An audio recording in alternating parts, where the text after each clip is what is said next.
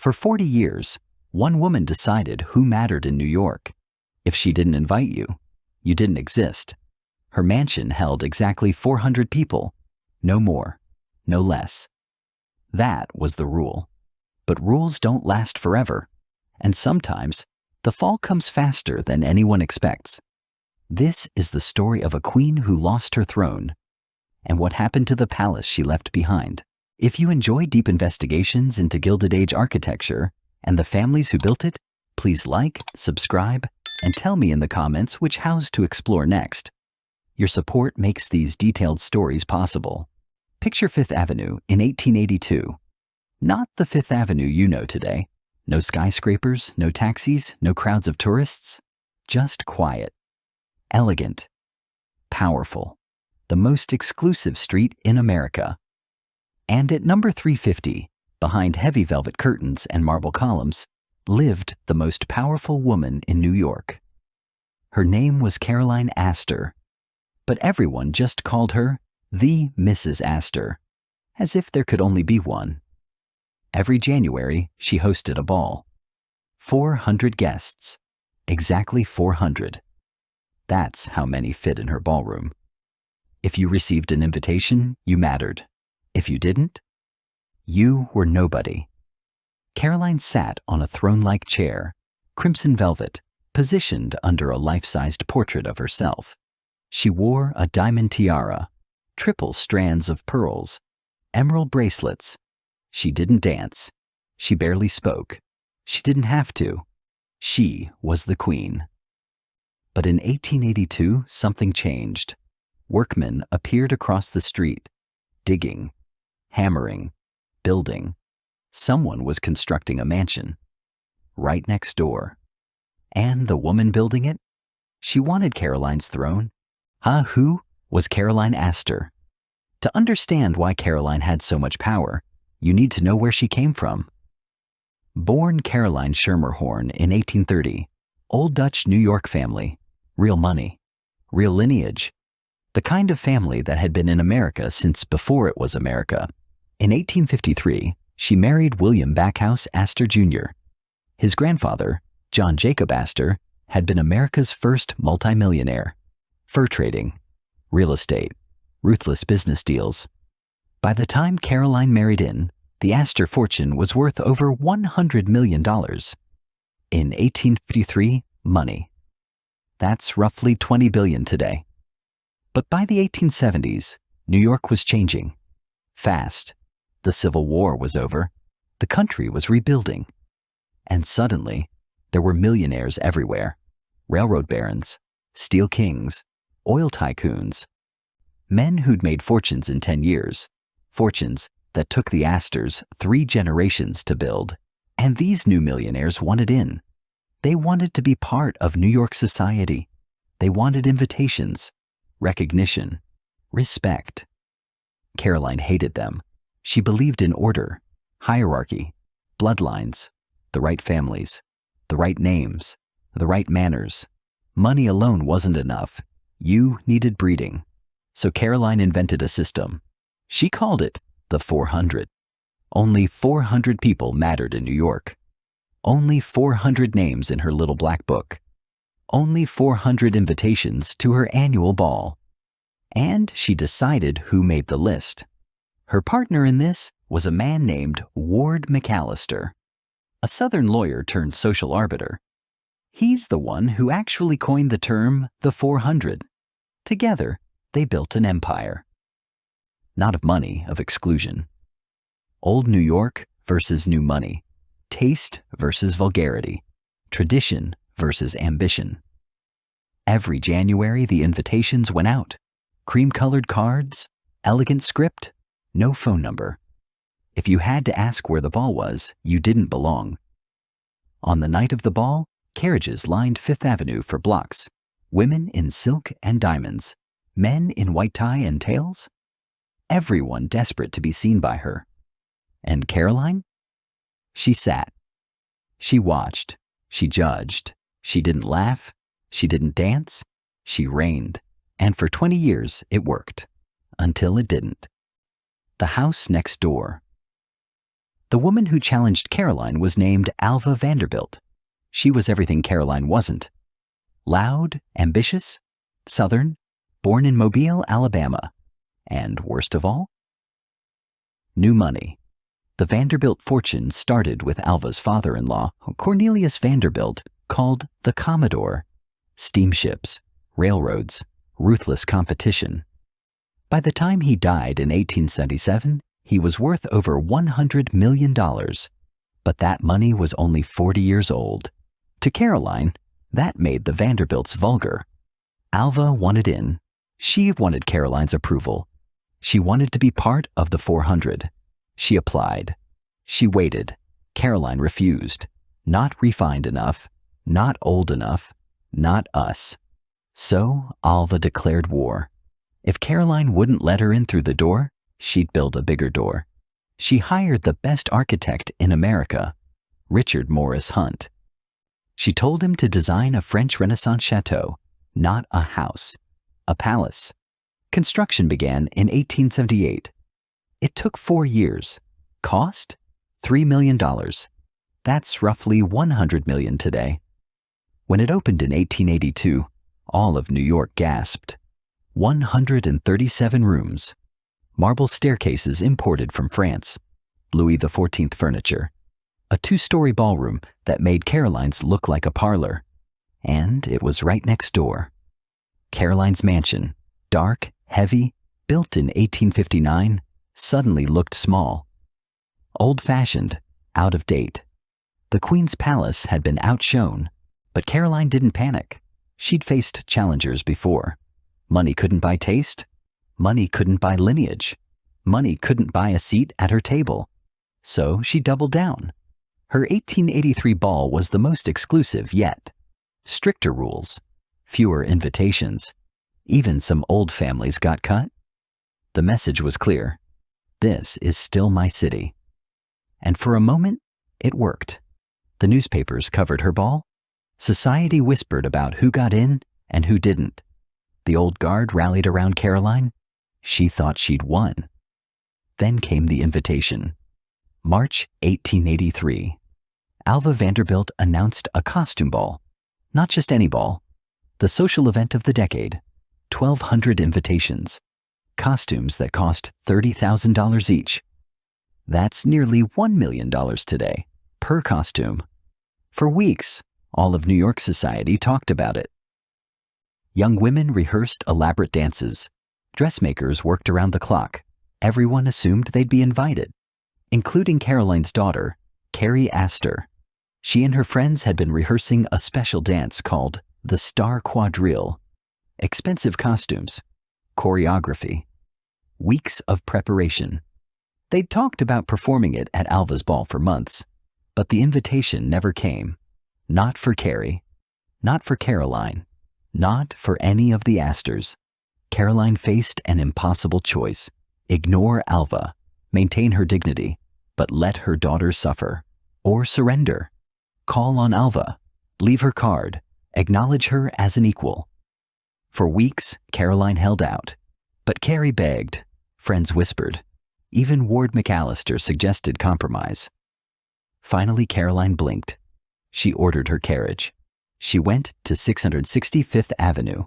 She climbed those marble steps. And she left her calling card. The next day, an invitation arrived for Carrie. March 26, 1883, 11 p.m. The Vanderbilt Chateau blazed with light. 1,200 guests in costume. Electric lights, still rare in 1883, made the chateau glow like a jewel. Champagne flowed. An orchestra of 50 musicians played. And Alva? She stood at the top of her grand staircase, dressed as a Venetian princess, dripping in diamonds, receiving guests like royalty. Caroline attended. She wore a costume. She smiled. But everyone knew what had happened. The newspapers called it the party of the century. They also called it something else. The beginning of the end for Caroline Astor's reign. After that night, everything shifted. The old rules didn't matter anymore. More Vanderbilts arrived. More mansions. More balls. Fifth Avenue became Millionaire's Row.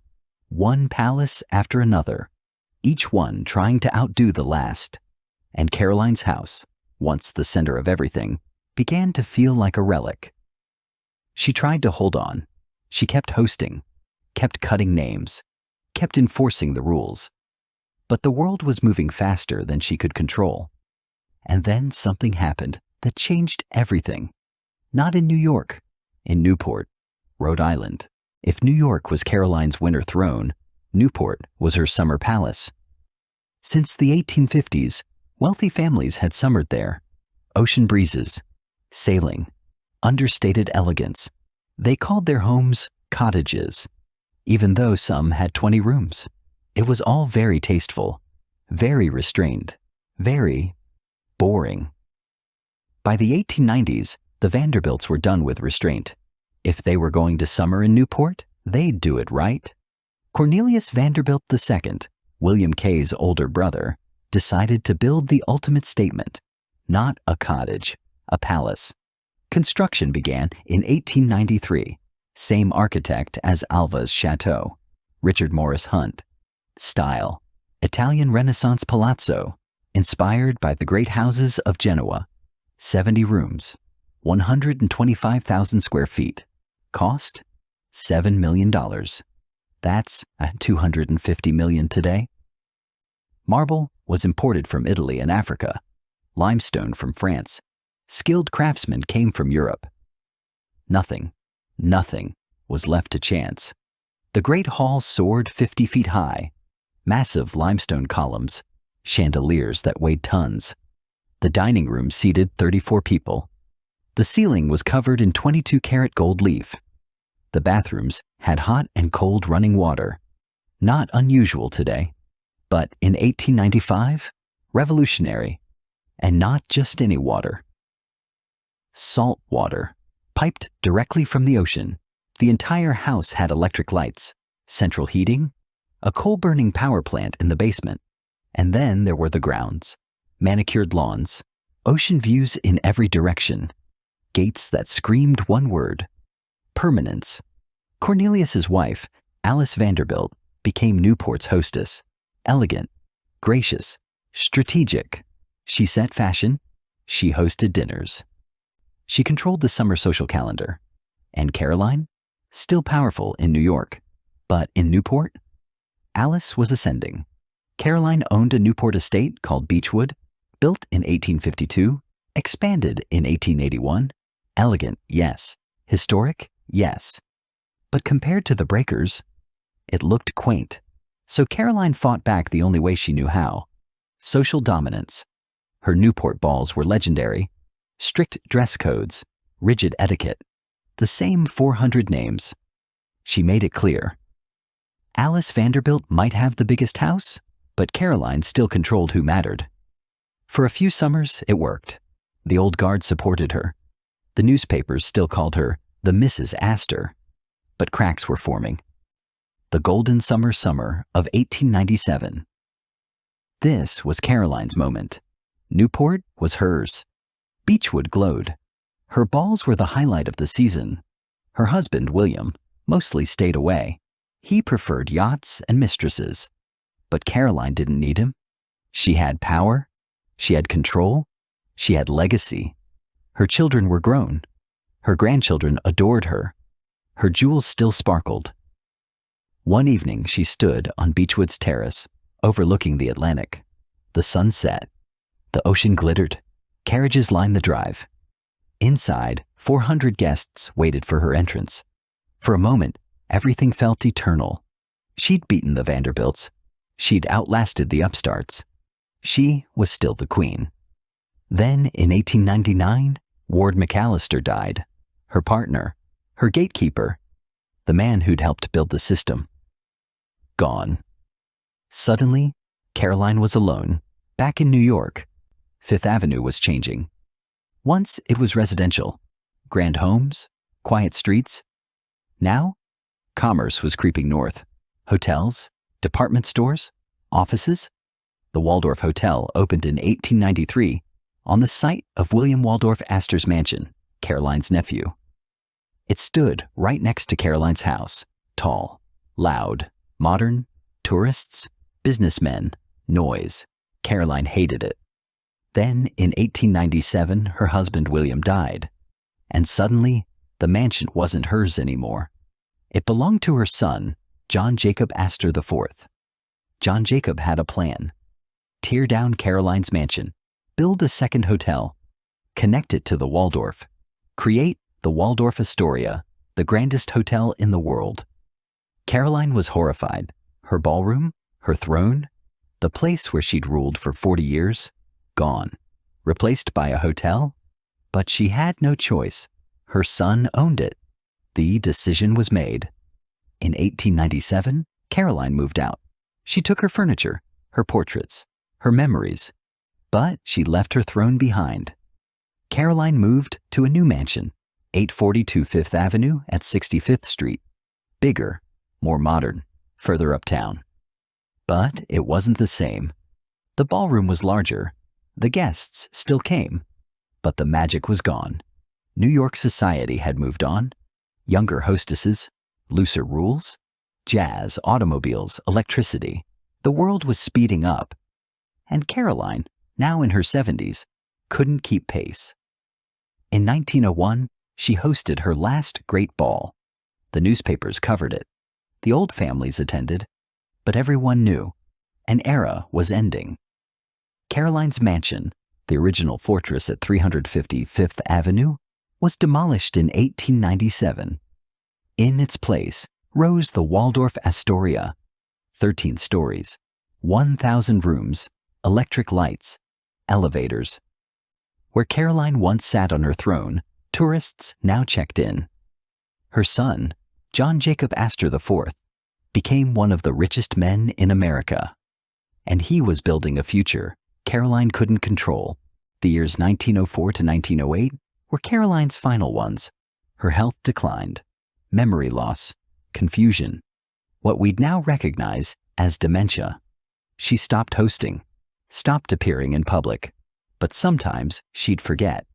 She'd dress in her diamonds and tiara. She'd descend the stairs at 842 Fifth Avenue, and she'd greet guests who weren't there. In her mind, it was still 1883. The ballroom was full. Everyone was bowing. She'd stand for hours, welcoming ghosts. Her family tried to help. Doctors came, nurses stayed. But Caroline was lost in a past that no longer existed.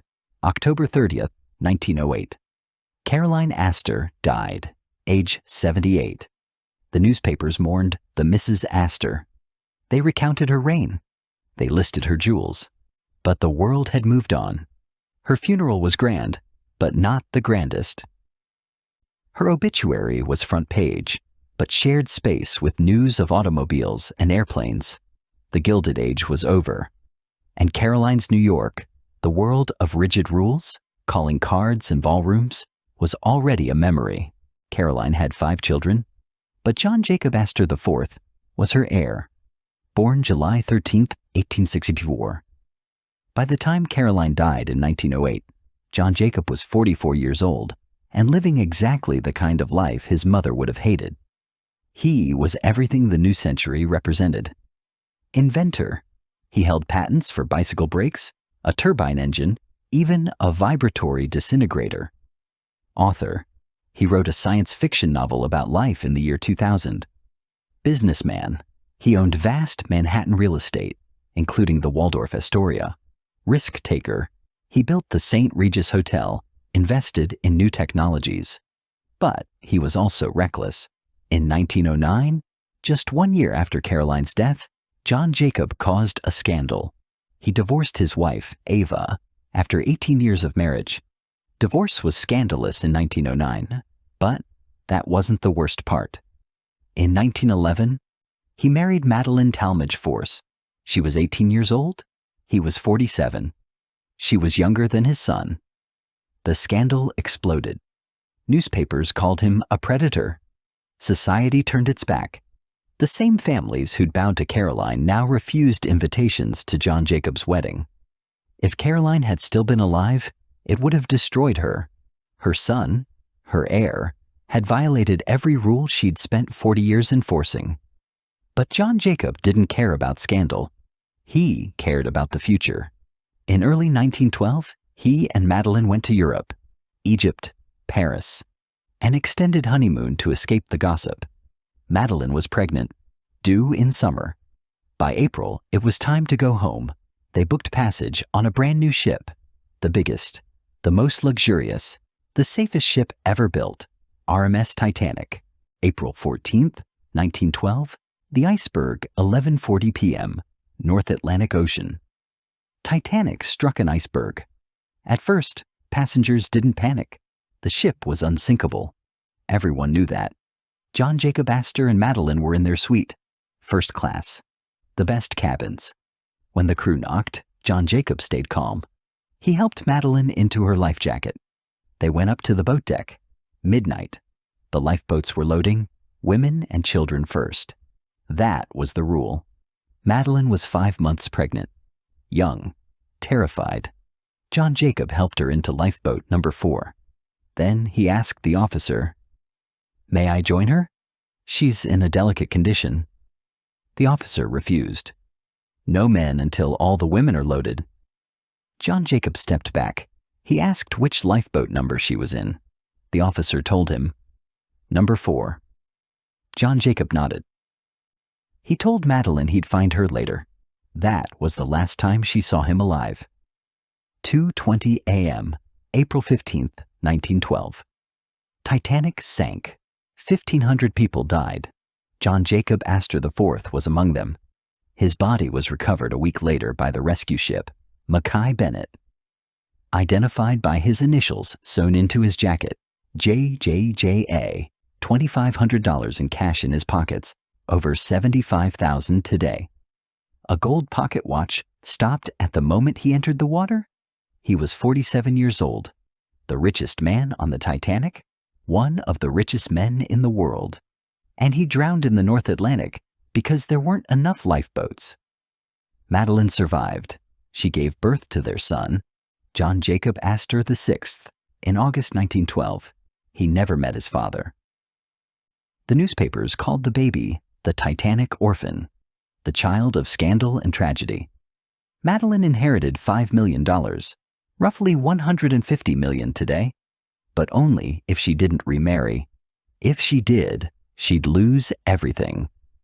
In 1916, she remarried anyway. She gave up the Astor fortune to marry for love.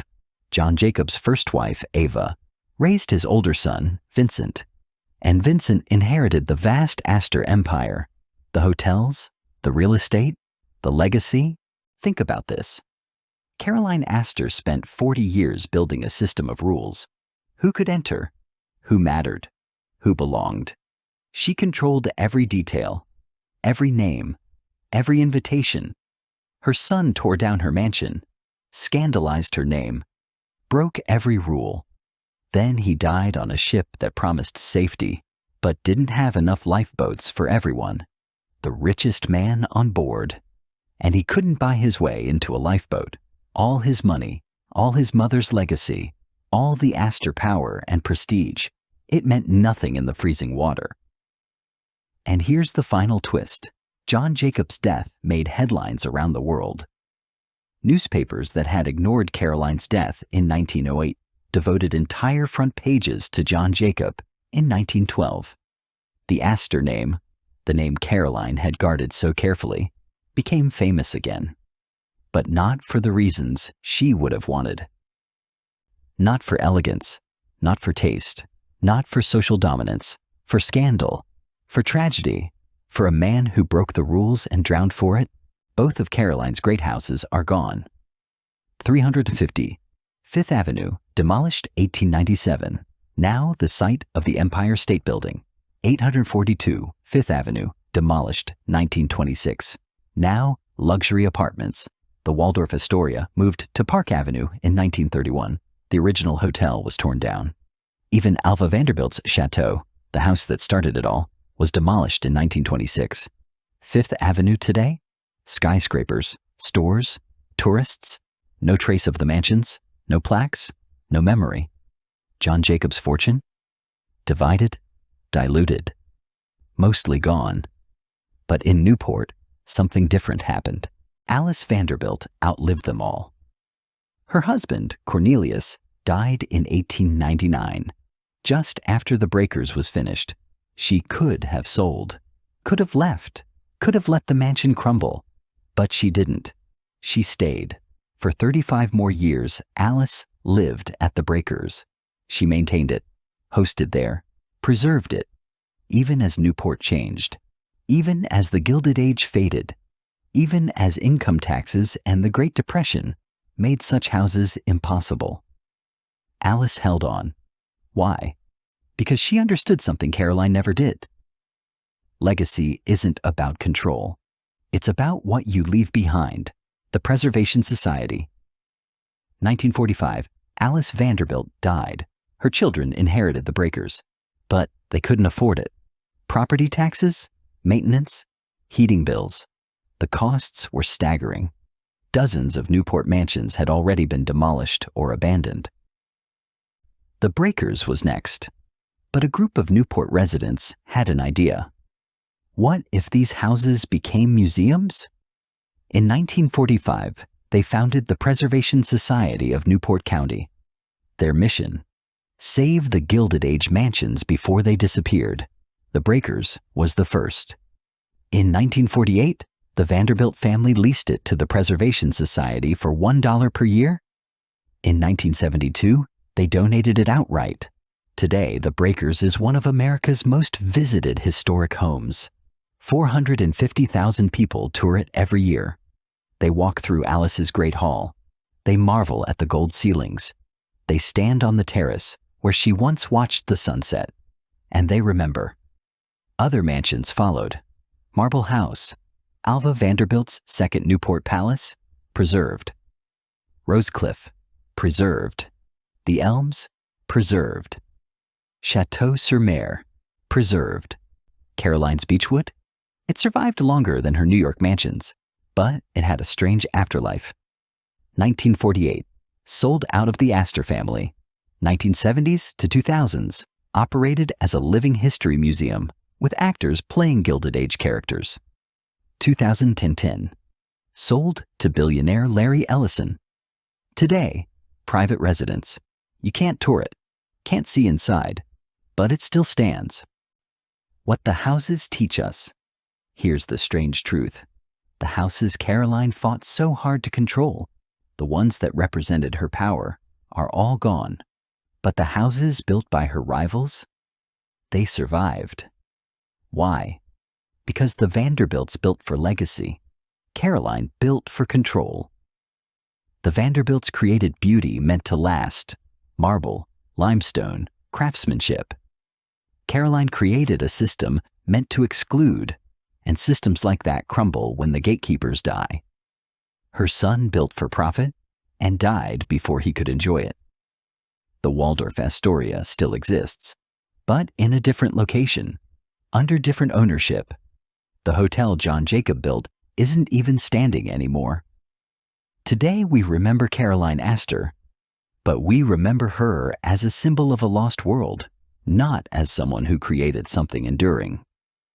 We remember Alice Vanderbilt because we can still walk through her house, touch her marble, stand where she stood. We remember John Jacob Astor IV because of how he died, not how he lived. The irony is profound. Caroline spent 40 years deciding who mattered, but the women she rejected, the Vanderbilts she scorned, are the ones whose legacy survived. And her son. He's remembered not for his inventions or his fortune, but for drowning on a ship that wasn't supposed to sink. Newport today, 2025 Newport, Rhode Island. Every summer, tourists flood Ochre Point Avenue. They line up at the Breakers. They pay admission. They walk through rooms that once hosted America's richest families. Children run across the lawns. Couples take selfies on the terrace. Students sketch the architecture. The mansion that was once a symbol of exclusion is now open to everyone. And that's the real victory. Not Caroline's rigid rules. Not Alva's competitive chateau. Not John Jacob's hotels. But Alice's quiet decision to preserve, rather than destroy. The Preservation Society now cares for 11 historic properties. They employ historians, conservators, gardeners. They teach thousands of students every year. They've saved pieces of America's past that would otherwise be parking lots. Newport's mansions are no longer private palaces. They're shared treasures. There's a small historical detail worth noting.